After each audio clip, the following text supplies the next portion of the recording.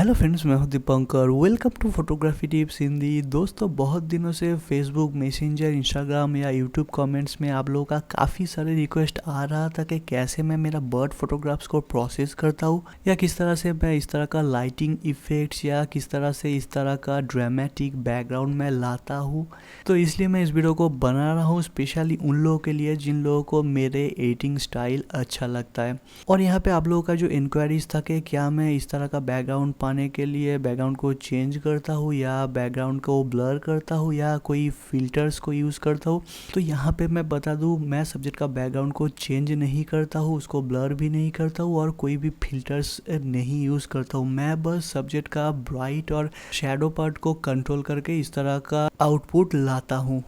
तो मैं इस वीडियो में इस तरह का रिजल्ट पाने का सबसे ईजीएस्ट और सबसे फर्स्टेस्ट मेथड आपको बताऊंगा। ये basically kind of burning and dodging ही है, पर ये उतना कन्वेंशनल मेथड नहीं है। पर मैं जब मेरा टाइम बहुत ही कम रहता है या बहुत ही जल्दी मैं एडिटिंग करता हूँ, तो मैं इस मेथड को ही फॉलो करके करता हूँ और मैं आप लोगों को ये मेथड ही आपको आज बताऊँगा। तो वीडियो लास्ट तक देखने के बाद अगर आपको अच्छा लगता है तो प्लीज़ एक लाइक कर देना, और अगर आप इस चैनल में नए हैं तो प्लीज़ सब्सक्राइब करके बेल आइकन प्रेस करना मत भूलना। अगर आप चाहे तो मुझे इंस्टाग्राम में फॉलो कर सकते हैं, मेरा इंस्टाग्राम लिंक आपको नीचे डिस्क्रिप्शन में मिल जाएगा। तो चलिए वीडियो को शुरू करते हैं। तो इस वीडियो के लिए मैं यहाँ पे यूज़ कर रहा हूँ ये बहुत ही ब्यूटीफुल ब्राह्मणी काइट का फ़ोटो को, जिसको मैंने लिया था निकॉन D7500 और निकॉन 200-500 लेंस को यूज़ करके। यहाँ पे जो ISO था वो था 640, यहाँ पे f था 8 और जो शटर स्पीड था वो था 11250 सेकेंड। तो बेसिकली ये मॉर्निंग का टाइम था और यहाँ पे जो लाइट आ रहा है वो एक साइड से आ रहा है, और बर्ड का जो शोल्डर और ये जो विंग्स का पार्ट है वहाँ पे लाइट पड़ रहा है, और यहाँ पे साइड लाइट्स होने के कारण इस पोर्शन में आपको शैडोज देखने को मिल रहा है। तो हम में से ज़्यादातर लोग सन को अपना पीछे रख के शूट करना ही ज़्यादा प्रेफर करते हैं, क्योंकि इसमें हमारे टोटल सब्जेक्ट के ऊपर जो लाइट है वो यूनिफॉर्मली पड़ता है और कोई अनवांटेड शैडोज देखने को नहीं मिलता है। पर मैं इस तरह के प्रोसेसिंग के लिए या इस तरह के रिजल्ट पाने के लिए साइड लाइट्स को ही ज़्यादा प्रेफर करता हूँ, क्योंकि यहाँ पे सब्जेक्ट के ऊपर अगर लाइट और शैडोज का कॉम्बिनेशन है तो मैं यहाँ पे लाइट के इफ़ेक्ट्स को और भी अच्छे तरीके से एक्सप्रेस कर पाता हूँ और इसमें इमेज और भी ज़्यादा ड्रामेटिक हमें देखने को लगता है। तो यहाँ पे आपका जो फर्स्ट रिक्वायरमेंट है, अगर आप इस स्टाइल को फॉलो कर रहे हो तो आप कोई ऐसा इमेज को चूज़ कीजिए जहाँ पे लाइट एक साइड से आ रहा है, या तो लेफ्ट साइड से या फिर राइट साइड से। तो यहाँ पे जो फर्स्ट स्टेप है, अगर आप रॉ इमेज को प्रोसेस कर रहे हैं तो आपका इमेज को फोटोशॉप कैमरा रॉ के अंदर ओपन कर लेना है। और अगर आप कोई जेपैग इमेज को प्रोसेस कर रहे हैं तो आपको यहाँ पे फोटोशॉप के अंदर जाना पड़ेगा फिल्टर पे, और उसके बाद कैमरा रॉ फिल्टर, और यहाँ पे कैमरा रॉ फिल्टर पे क्लिक करने के बाद आपका वो जेपैग इमेज कैमरा रॉ के अंदर ओपन हो जाएगा। तो अगर यहाँ पे इस इमेज की बात करूँ तो यहाँ पे बर्ड का जो पोस्चर है वो बहुत ही ब्यूटीफुल है, और बर्ड मोस्टली कैमरे की तरफ ही देख रहा है, तो इसलिए डायरेक्ट आई कांटेक्ट के लिए इमेज थोड़ा सा अट्रैक्टिव आपको देखने को लग रहा है। पर यहाँ पे जो बैकग्राउंड है वहाँ पे स्काई था और उतना ज़्यादा स्काई का डिटेल भी नहीं है, तो इसलिए इमेज थोड़ा सा यहाँ पे बोरिंग देखने को लग रहा है। तो चलिए इसको एडिट करके बैकग्राउंड को थोड़ा सा ड्रामेटिक बनाते हैं ताकि इमेज और भी अट्रैक्टिव आपको देखने को लगे। तो यहाँ पे सबसे पहले जो सारे बेसिक एडजस्टमेंट्स है, जैसे कि यहाँ पे white balance, exposure, contrast, highlight, shadows, whites, blacks, clarity, texture,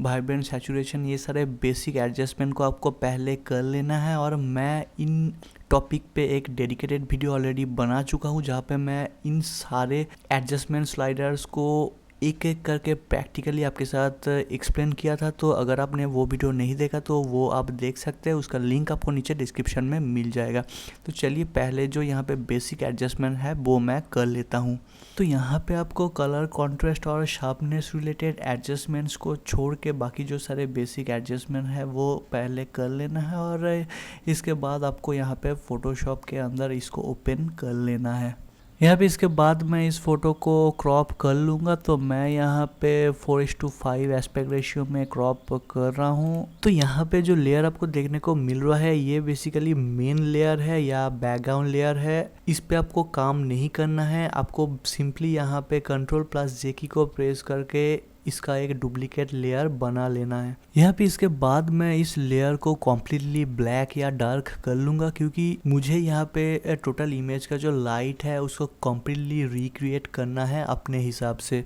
तो यहाँ पे इस लेयर को डार्क करने के लिए आप यहाँ पे फिल्टर, उसके बाद कैमरा रॉ फिल्टर और यहाँ पे एक्सपोजर स्लाइडर को कम्प्लीटली माइनस की तरफ ले जाके आप इस लेयर को डार्क कर सकते हैं, या फिर आप यहाँ पे एक कर्व एडजस्टमेंट लेयर को क्रिएट करके भी आप इस लेयर को डार्क कर सकते हैं। तो यहाँ पे इसके बाद इस डार्क लेयर पे आपको एक लेयर मास्क को ऐड कर लेना है, और इसके लिए आपको यहाँ पे जाना पड़ेगा ऐड लेयर मास्क आइकॉन पे, और इसके ऊपर क्लिक करने के बाद इस लेयर पे एक लेयर मास्क ऐड हो जाएगा। तो इसके बाद यहाँ पे ब्रश टूल पे आपको काम करना पड़ेगा। तो आपको सिंपली यहाँ पे ब्रश टूल को सिलेक्ट कर लेना पड़ेगा, और यहाँ पे मेक श्योर कि आप कोई सॉफ्ट राउंड ब्रश को ही चूज करें, कोई हार्ड ब्रश को चूज ना करें। और यहाँ पे जो इम्पोर्टेंट चीज़ है, यहाँ पे सिलेक्ट फोरग्राउंड कलर पे अगर आपका ब्लैक है तो आप जो यहाँ पे मेन लेयर का ब्राइटनेस है, यानी कि जो मेन लेयर है उसको आप ब्रश करके इस लेयर के ऊपर अप्लाई कर पाएंगे। अगर यहाँ पे सिलेक्ट फोरग्राउंड कलर पे वाइट है तो आप सिंपली यहाँ पे जो डार्क लेयर आपने क्रिएट किए थे, जब आप ब्रश करेंगे तो वो डार्क इफेक्ट यहाँ पे अप्लाई होगा। तो जैसे मैं बताया कि मैं इस इमेज का जो ओरिजिनल लाइट है उसको मैं कम्प्लीटली रिक्रिएट करूँगा, तो इसलिए मैं इमेज को टोटली डार्क कर चुका हूँ, और इसलिए यहाँ पे जो सेट फोरग्राउंड कलर है उसको मैं ब्लैक रख रहा हूँ, ताकि मैं इस लेयर का यानी कि इस इमेज का जो ओरिजिनल ब्राइटनेस है उसको मैं एडजस्ट कर सकूँ। और यहाँ पे ब्रश अप्लाई करने के टाइम यहाँ पे जो ओपेसिटी और फ्लो है इसका भी इम्पोर्टेंस बहुत ही ज़्यादा है। तो आपका इमेज का पर्टिकुलर पोर्शन पे ब्रश करने के टाइम आपको इस ओपेसिटी और फ्लो को भी ज़्यादा या कम करना पड़ेगा। तो यहाँ पे जो लाइट है वो लेफ्ट कॉर्नर से आ रहा है, तो यहाँ पे जो लेफ्ट कॉर्नर का ब्राइटनेस है उसको मैं मैक्सिमम रखूँगा, और धीरे धीरे जो ब्राइटनेस है इस कॉर्नर तक मैं कम करूँगा। इसमें क्या होता है, लाइट का जो इफेक्ट है वो आपको बहुत ही ब्यूटीफुली देखने को मिलता है, और जो ओवरऑल बैकग्राउंड है वो बहुत ही ड्रामेटिक आपको देखने को लगता है। तो मैं यहाँ पे जो ओपेसिटी और फ्लो है उसको मैं मैक्सिमम 100 पे कर लिया हूँ, ताकि यहाँ पे जो मेन इमेज का ब्राइटनेस है यानी कि जो मैक्सिमम ब्राइटनेस है वो मैं इस कॉर्नर पे अप्लाई कर सकूँ। तो यहाँ पे इसके बाद यहाँ पे जो ब्रश टूल है उसका साइज़ को मैं बहुत ही बड़ा कर लूँगा, और ब्रश टूल का जो सेंटर पोर्शन है उसको मैं इस कॉर्नर पे रख के एक क्लिक करूँगा, क्योंकि सॉफ्ट ब्रश का जो इफ़ेक्ट है वो सेंटर पोर्शन में सबसे ज़्यादा होता है और धीरे धीरे एजेस की तरफ कम होता जाता है। तो इसलिए यहाँ पे आप देख पाएंगे कि जो लाइट का इफ़ेक्ट है वो इस कॉर्नर में सबसे ज़्यादा है, और धीरे धीरे अंदर की तरफ जो इफ़ेक्ट है वो कम आपको देखने को मिल रहा है। तो यहाँ पे इसके बाद इस ब्रश साइज को थोड़ा सा बड़ा करके यहाँ पे जो ओपेसिटी और फ्लो है उसको करीब 40 से 50% के अंदर करके यहाँ पे इमेज का जो सेंटर पोर्शन है वहाँ पे मैं क्लिक करूँगा, और उसके बाद ओपेसिटी और फ्लो को और भी ज़्यादा कम करके यहाँ पे इस कॉर्नर पे मैं ब्रश करूँगा। तो इस तरह से ओपेसिटी और फ्लो को कम ज़्यादा करके आपका सब्जेक्ट का जो बैकग्राउंड है उसको आपको रिक्रिएट करना है। तो यहाँ पे मैं ये करते करते कुछ इंपॉर्टेंट शॉर्टकट्स की आपको बता देता हूँ। तो यहाँ पे इस ब्रश साइज को छोटा या बड़ा करने के लिए आपको यहाँ पे कीबोर्ड पे second bracket third bracket keys को प्रेस करना पड़ेगा। अगर आप कुछ गलत कर रहे हैं तो यहाँ पे एक स्टेप अंडू या एक स्टेप बैकवर्ड पे जाने के लिए आपको सिंपली Ctrl+Z की को प्रेस करना पड़ेगा, और अगर आप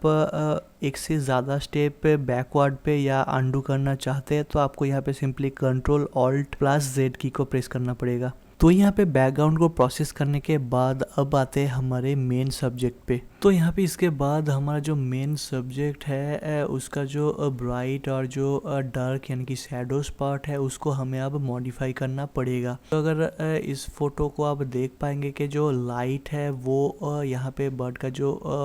शोल्डर और ये जो विंग्स का पार्ट है वहाँ पे पड़ रहा है, तो वहाँ पे ब्राइटनेस ज़्यादा होगा कंपेयर टू यहाँ पे जो शैडोज यानी कि जो डार्क पार्ट है वहाँ पे ब्राइटनेस थोड़ा सा कम होगा। मैं यहाँ पे ओपेसिटी और फ्लो को करीब 60 से 70% के अंदर कर लेता हूँ, और धीरे धीरे सब्जेक्ट का जिस जगह पे लाइट पड़ रहा है वहाँ पे मैं ब्रश करता हूँ। तो यहाँ पे जो इम्पोर्टेंट चीज़ है, अब जब आपके सब्जेक्ट के ऊपर या सब्जेक्ट के स्पेशली एज पे आप इस ब्रश को अप्लाई कर रहे हैं तो उस टाइम आपका सब्जेक्ट को 1000% या उससे भी ज़्यादा जूम कर लेना बहुत ही ज़रूरी है। और आप जितना जूम करके और जितना धीरे धीरे आप इसको अप्लाई करेंगे, आपका जो फाइनल आउटपुट है या जो फाइनल रिजल्ट है वो और भी ज़्यादा परफेक्ट आपको देखने को लगेगा। यहाँ पे सब्जेक्ट के ऊपर ब्रश करने के टाइम और एक इम्पॉर्टेंट चीज़ आपको ध्यान में रखना चाहिए कि ब्रश करने के टाइम आपका जो ब्रश टूल है वो सब्जेक्ट से या सब्जेक्ट के एज से बाहर बिल्कुल भी नहीं जाना चाहिए। अगर आपका ब्रश सब्जेक्ट से बाहर बैकग्राउंड पे भी चला जाता है तो फाइनल रिजल्ट कुछ इस तरह का आपको देखने को मिलेगा जो कि बिल्कुल भी रियलिस्टिक नहीं लगेगा। तो इसलिए सब्जेक्ट के ऊपर ब्रश करने के टाइम आपका सब्जेक्ट को बहुत ही ज़्यादा जूम कर लेना बहुत इम्पोर्टेंट है। तो इस तरह से सब्जेक्ट का जिस जगह पे ज़्यादा लाइट पड़ रहा है उस पोर्शन में ओपेसिटी और फ्लो परसेंटेज को थोड़ा सा ज़्यादा करके ब्रश करना है, और जिस पोर्शन में सब्जेक्ट का लाइट थोड़ा सा कम पड़ रहा है यानी कि जो शैडोज पार्ट है वहाँ पे ओपेसिटी और फ्लो को थोड़ा सा कम करके उस जगह पे आपको ब्रश करना है। अगेन ये चीज़ मैं और एक बार बता दे रहा हूँ कि अगर आप बहुत ही हाई क्वालिटी का परफेक्ट आउटपुट अगर आप चाहते हैं तो आप जब एजेस पे काम कर रहे हैं तो उस पोर्शन को बहुत ही ज़्यादा जूम करके काम करना यहाँ पे बहुत ही ज़रूरी है। यहाँ पे सब्जेक्ट का ब्राइट पोर्शन को मॉडिफाई करने के बाद आप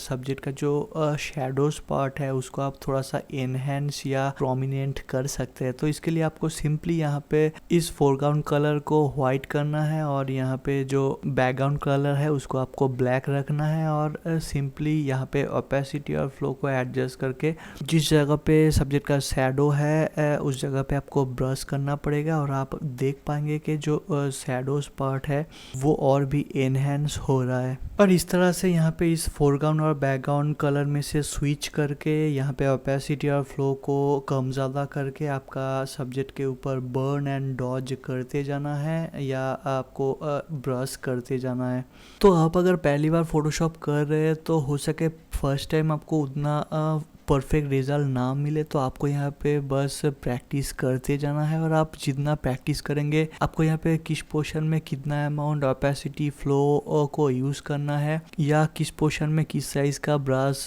यूज़ करना है वो आप समझते जाएंगे और आपका रिजल्ट भी धीरे धीरे इम्प्रूव होता जाएगा। तो यहाँ पे इसके बाद यहाँ पे बर्ड का जो इस आई का ये जो स्पर्कल है उसको मैं थोड़ा सा इनहेंस या बूस्ट करना चाहूँगा, पर यहाँ पे ओपेसिटी और फ्लो को 100% रख के भी अगर मैं यहाँ पे ब्रश करूँगा तो ब्राइटनेस इससे ज़्यादा नहीं होगा, क्योंकि मैं ऑलरेडी मेरा जो यहाँ पे इस मेन लेयर का मैक्सिमम ब्राइटनेस यानी कि जो एक्चुअल ब्राइटनेस था वो मैं ऑलरेडी यहाँ पे अप्लाई कर चुका हूँ। तो इसलिए यहाँ पे सिंपली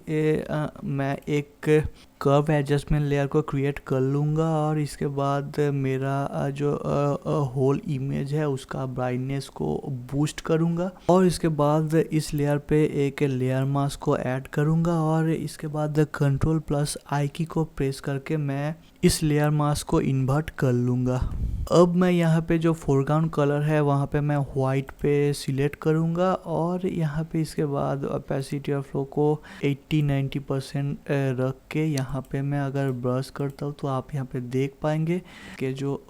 ग्लीम है वो और भी बूस्ट या एनहेंस हो रहा है। इस तरह से इमेज का और भी जिस पोर्शन में लाइट ज़्यादा है मैं उसको यहाँ पे ब्रश करूँगा ओपेसिटी और फ्लो को एडजस्ट करके। तो इसके बाद ये प्रोसेस कंप्लीट होने के बाद आप इन सारे लेयर्स को मर्ज करके उसके बाद उस मर्ज लेयर को एडोबी कैमरा रॉ के अंदर ओपन करके सैचुरेशन या कलर रिलेटेड चेंजेस या मॉडिफिकेशन आप कर सकते हैं, और फाइनली आप सबसे लास्ट में इमेज का जो शार्पनेस रिलेटेड मॉडिफिकेशन है वो आप कर सकते हैं, और उसके बाद आपका इमेज रेडी हो जाएगा। तो वीडियो आपको कैसा लगा उसका फीडबैक्स नीचे कमेंट पे ज़रूर देना। अगर आपका कोई भी सवाल है आप नीचे कमेंट में कर सकते हैं, मैं उसका रिप्लाई ज़रूर दूंगा। अगर आप इस चैनल में नए हैं तो सब्सक्राइब करके बेल आइकन प्रेस करना मत भूलना, और अगर आप चाहे तो मुझे फेसबुक या इंस्टाग्राम में भी फॉलो कर सकते हैं। मेरा फेसबुक और इंस्टाग्राम लिंक आपको नीचे डिस्क्रिप्शन में मिल जाएगा। तो इस वीडियो में बस इतना ही, मिलता है किसी और वीडियो में।